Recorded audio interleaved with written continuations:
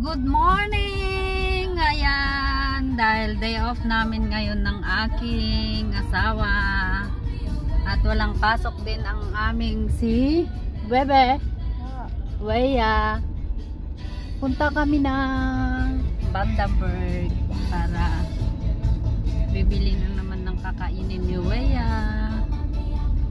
Sige, papakita ko mamaya ang aming pupuntahan.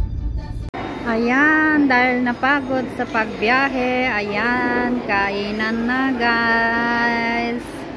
12 o'clock na po. Ayan ang aking pagkain, no? Parang ano, bibitayin na. Ayun kay tatay sa kakay. Ayan, dito na kami at namimili ng kung ano-ano lang, mga anek-anek. Ayan si Weya, ewan ko kung anong bibilhin.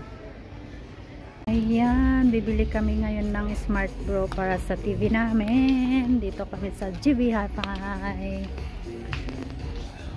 Dahil nag-sale ang bigas, pinakyaw ni tatay ang bigas. Ayan, hindi na kami magugutom. Donut. No.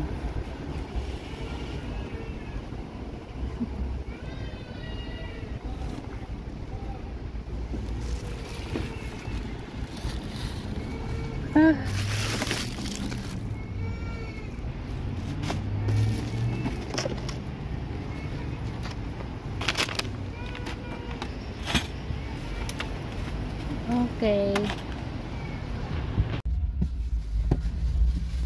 Ayan, pauwi na po kami ngayon. Wala na, gora na, maghapon na. At saka yung isa, ang Buhilda. Okay. Again, Monto. I-type mo muna